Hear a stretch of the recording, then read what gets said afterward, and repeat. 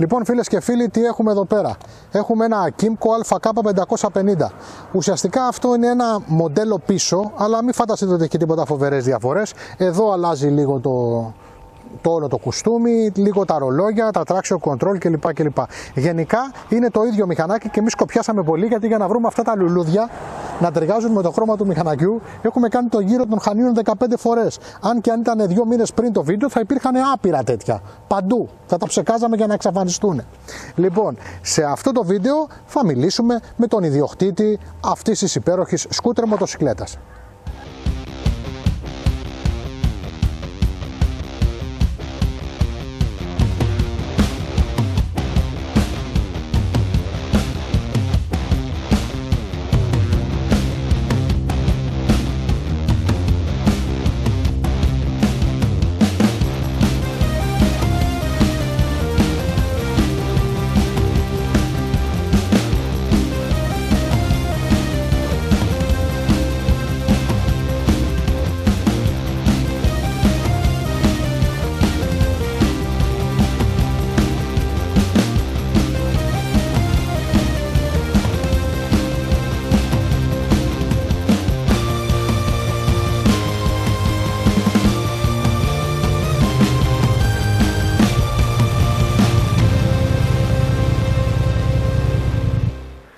Εδώ είμαστε, φίλες και φίλοι, Kymco AKK550 του 2019, το τρέχον μοντέλο μέχρι το 2022, τώρα έχει κάτι αλλαγές, μας το παραχώρησε ο φίλος ο Βασίλης. Φίλε μου Βασίλη, καλώς ήρθες σε ένα garage episode. Καλημέρα, καλώς σας βρήκα. Λοιπόν, ο Βασίλης είναι ο ήλιος στη μούρη μας και έχει το γυαλάκι. Αυτό συμβαίνει, αλλά θα μας τα πει πάρα πολύ ωραία. Γιατί μπορεί να τον στραβώνει ο ήλιος, αλλά τα λέει πάρα πολύ ωραία. Λοιπόν, φίλε Βασίλη, είναι ένα μηχανάκι το οποίο κάνει αρκετά λεφτάκια. Ναι. Είναι ακριβό μηχανάκι, δεν το λες δηλαδή ένα φτηνό μηχανάκι. Και είναι ένα μηχανάκι το οποίο είναι σε μια κατηγορία η οποία έχει αρχίσει με το T-Max, έχει και ανταγωνιστή Ταϊβανέζο, το SIM, αλλά εσύ επέλεξες αυτό. Λοιπόν, θέλω να μου εξηγήσεις και να πεις στο κοινό για ποιο λόγο επέλεξες να πάρεις το AKK το 550. Εγώ από πιτσιρικάς είχα σκούτερ γενικά και είμαι της κατηγορίας των σκούτερ. Το μοντέλο, ας πούμε, που μου κίνησε την περιέργεια ήταν το T-Max, το 500. Μετά που βγήκε το 530 ήταν αυτό που μου άρεσε και έλεγα ότι θα ήταν ένα σκούτερ που θα ήθελα να αγοράσω. Όταν βγήκε αυτό, ήταν η εμφάνιση του που με έκανε να το επιλέξω. Δηλαδή το παρουσιαστικό του και ο ήχος του που με έκανε να το πάρω. Βέβαια και ήταν και σε πιο προσιτή τιμή σε σχέση με το T-Max. Ναι, η τιμή είναι βέβαια καλύτερη από το T-Max. Χωρίς να σημαίνει ότι αυτό είναι και ένα φτηνό μηχανάκι, θα έλεγα.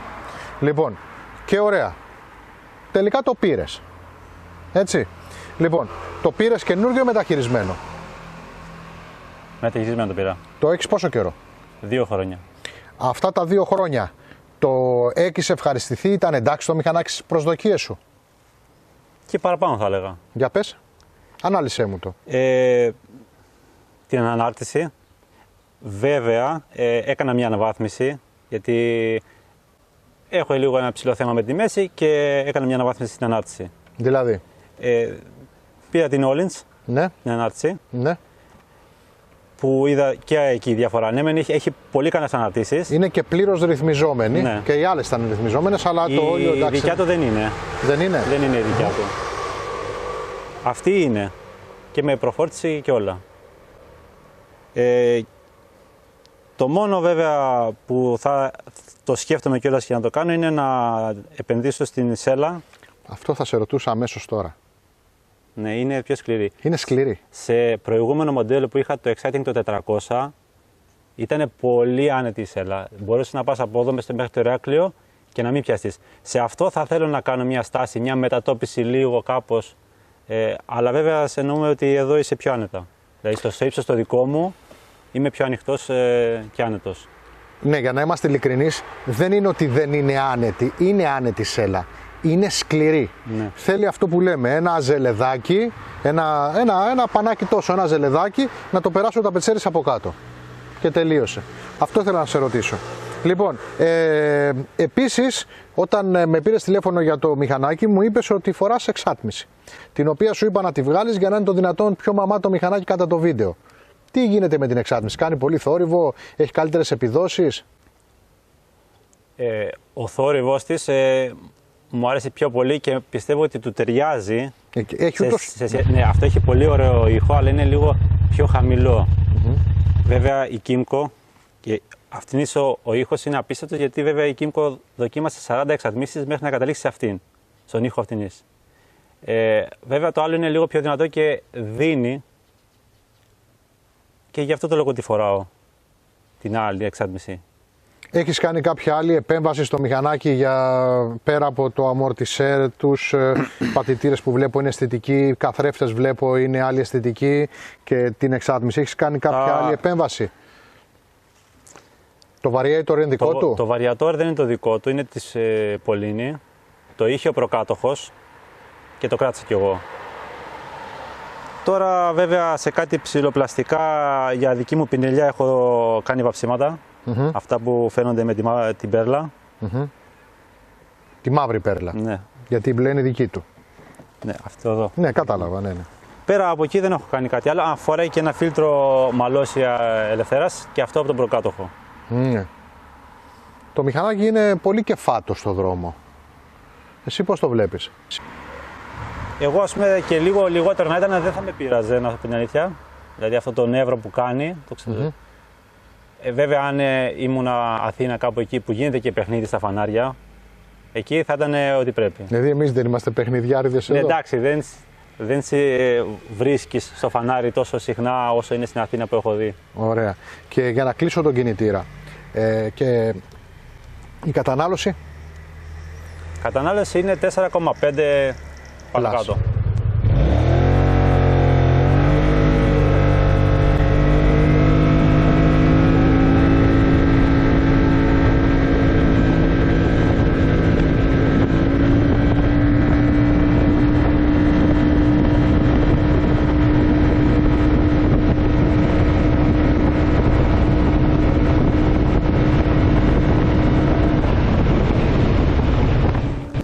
Λοιπόν, παιδιά, το μηχανάκι είναι πάρα πολύ σβέλτο. Ξεκάθαρα σβέλτο. Λοιπόν, έχει ένα δικύλινδρο κινητήρα υδρόψυκτο με 8 βαλβίδες, είναι 550 κυβικά, και αυτό το μοντέλο μας δίνει 53 άλογα στις 7.500 στροφές και 55 νέμ στις 5.750 στροφές. Να σημειώσω ότι το νεότερο μοντέλο που έχει λίγες διαφορές εδώ και λοιπά, και τα traction control και λοιπά, επειδή είναι Euro 5, αυτό είναι Euro 4, είναι λίγο πιο αδύναμο. Μιλάμε τώρα για ένα ύπο, 1,5, τέτοια πράγματα. Το βάρος του είναι στα 210 κιλά, άδειο, 230 με όλα τα υγρά, και έχουμε κίνηση με ημάντα. Η κίνηση πίσω είναι με ημάντα. Έχουμε φυσικά ωραίο δισκοφρενάκι, αλλά μπροστά έχουμε τα καλύτερα. Έχουμε ανάποδο πυρούνι και ακτινικές Brembo δαγκάνες. Πολύ ωραίο φρενάρισμα. Δεν το πήγαμε στα όρια γιατί το λάστιχό του είναι στα τελευταία του, αλλά είναι πάρα πολύ ωραίο. Έχουμε χώρους εδώ πέρα. Χώρο εδώ, είναι μικρή χώρη αυτή, έχουν όμως μια μπριζούλα. Έχουμε εδώ πέρα το κάψιμο από κάτω, και εδώ κάτω από τη σέλα έχουμε αρκετό χώρο για να βάλει ένα ολόκληρο full face κράνος, ίσως και ένα ακόμα μικρότερο full face ή jet αν θέλετε, αλλά σίγουρα χωράει πάρα πολλά κούρκουτα, είναι βαθύ, είναι πολύ βαθύ. Λοιπόν, το μηχανάκι είναι όμορφο, έχει ωραία θέση οδήγησης, στρίβεις ωραία, και τα όργανα του είναι super duper, μας αρέσουν. Λοιπόν, πάμε, ρολογάκια. Υπερπαραγωγές. Δεξιά οθόνη. Έχει χιλιόμετρα ανά ώρα, έχει τη θερμοκρασία πάνω και έχει και κάτω την στάθμη της βενζίνης. Στην αριστερή οθόνη έχουμε αρκετές ενδείξεις, οι οποίες έχουν να κάνουν, βλέπετε αλλάζω κάποιες ενδείξεις στην αριστερή οθόνη, έχουν να κάνουν με την πίεση των ελαστικών, έχουν να κάνουν με την κατανάλωση, με τα volt κλπ. Και από κάτω έχουμε διάφορες ενδείξεις. Έχουμε τους χιλιομετρητές, έχουμε τους ημερήσιους χιλιομετρητές, και έχουμε και ένδειξη για το λάδι και για το πότε θα γίνει η αλλαγή του ημάντα. Στη μεσαία οθόνη έχουμε διάφορες ψηφιακές επιλογές, και δείχνει τον καιρό εάν το συνδέσουμε, ρολόγια, ψάχνει το κινητό όπως εδώ, και το σημαντικότερο, έχει το λογότυπο των κόκκινων φεγγαριών. Γιατί μας αγαπάει το κοινό μας. Επίσης αυτό που βλέπετε, και θα αλλάξω τώρα το μπλε και το κόκκινο, βλέπετε μπλε-κόκκινο, είναι τα δύο mod. Το ένα mod αφοράει το full υποδύναμη το μηχανάκι, το άλλο είναι κομμένο το μηχανάκι για όταν βρέχει, ας πούμε, όταν θέλουμε να πάμε πιο οικονομικά κλπ. Να το βάλω και μπροστά τώρα το εργαλείο, γιατί δεν μαζεύεται. Σας το είπα εγώ, δεν μαζεύεται. Κοίτα, θέλει να φύγει, Γεωργία. Θα μόλις. Να μου πατήσει το πόδι. Λοιπόν, οι καθρέφτες δεν είναι γνήσιοι. Η ζελατίνα ανεβοκατεβαίνει πάνω κάτω με εργαλεία. Το ίδιο κουνάει και το τιμόνι με εργαλεία. Έτσι. Έχουμε μονό διπλό stand, όπου στο διπλό stand το μηχανάκι ανεβαίνει πάρα πολύ άνετα. Θέση οδήγησης είπαμε άνετη. Το μηχανάκι φυσικά είναι κύλες. Από εδώ πέρα ανοίγουν το τεπόζιτο βενζίνης και ο κουβάς. Και το κλειδί είναι να το. Το οποίο έχει ένα ματάκι εδώ, το οποίο σε περίπτωση που έχει τελειώσει εδώ πέρα η μπαταριούλα, το πάτε εδώ πέρα και το βάζετε σε ένα άλλο ματάκι που έχει και ανοίγει το μηχανάκι. Σούπερ. Λοιπόν, συνεχίζουμε με το φίλο το Βασίλη εδώ πέρα. Βασίλη, ένα πολύ καλό κομμάτι της μοτοσυκλέτας αυτής είναι το μπροστινό σύστημα, τα ανάποδα πυρούνια που είναι χοντρά, πλάκες τιμονιού, τα πάντα όλα και ακτινικές Brembo με wave style δίσκους. Εσύ πώς το βλέπεις το φρενάρισμα? Εμένα μου άρεσε. Το φρενάρισμα είναι πολύ καλό και έχει τύχει να χρειαστεί να φρενάρω απότομα, δεν με έχει προδώσει. Το πίσω του φρένο πιστεύω ότι θα μπορούσε να ήταν κάτι καλύτερο, γιατί το ABS επεμβαίνει πολύ γρήγορα και στο μισό φρενάρισμα και έχει την αίσθηση της ολίσθησης, δεν είναι ολισθενή, αλλά έχει την αίσθηση αυτή. Θέλω να σου κάνω μία ερώτηση. Λοιπόν, το μηχανάκι ακούγεται ότι έχει λίγο τσουχτερά ανταλλακτικάκια. Εσύ έχεις χρειαστεί ανταλλακτικάκια για αυτό το μηχανάκι? Έχω χρειαστεί να πάρω δίσκους συμπλέκτη και τη φλάτσα για το καπάκι εκεί που βρίσκεται ο δίσκος του συμπλέκτη και ένα γνωστό θέμα σε αυτά τα μηχανάκια είναι στην μπουκάλες οι τσιμούχες που είχαν λάδι. Αυτό βέβαια ήταν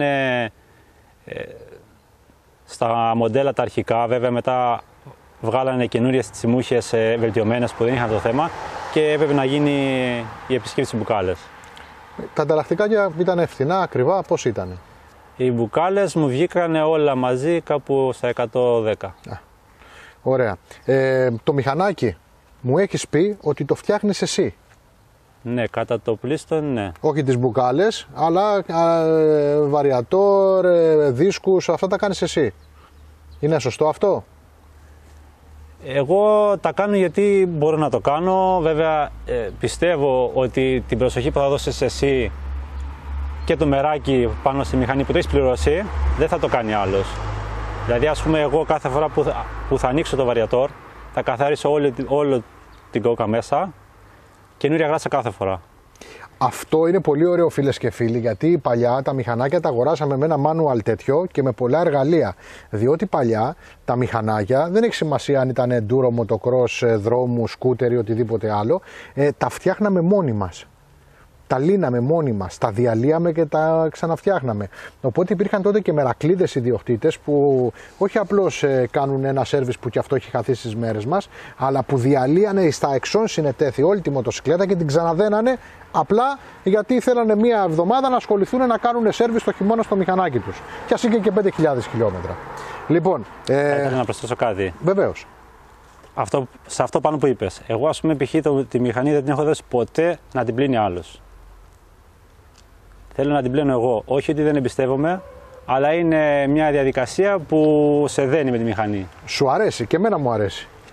Πάω στην πίσω αυλή, βγάζω 3-4 μηχανάκια και αρχίζω και τα βουλτσίζω. Και της Γεωργίας βέβαια, γιατί αυτή δεν το πλένει ποτέ το δικό της. Λοιπόν, φίλε μου Βασίλη, θέλεις να προσθέσεις κάτι?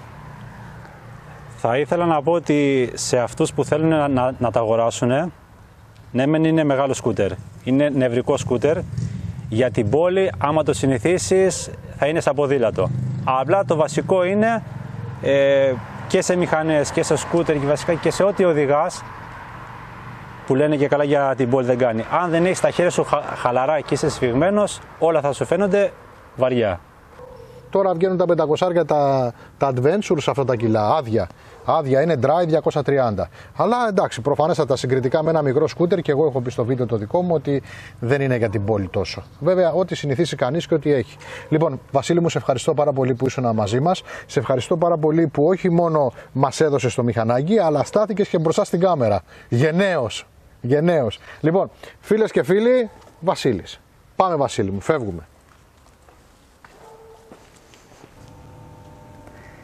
Ήταν λοιπόν ο Βασίλης, η Γεωργία in front of the camera, η Ιωάννης at the back. And, αυτός εδώ ο Optimus Prime κάπου μπροστά στο φτερό είναι, για τα κόκκινα φεγγάρια Motorcycle Rock Show. Ευχαριστούμε πολύ που μας είδατε.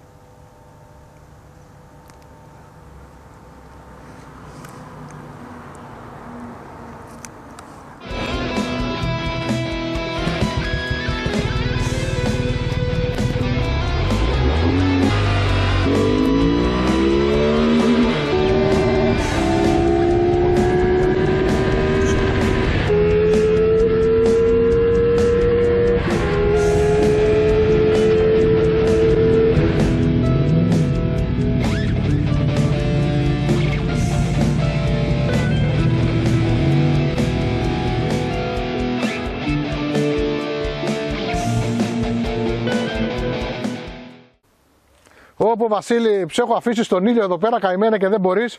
Εντάξει, στραβώνει ο ήλιος, παιδιά, αλλά να καλωσορίσω το φίλο το Βασίλη εδώ πέρα, ο οποίος μας παραχώρησε αυτό το ωραιότατο Kymco AKK550 του 1820 ευρώ.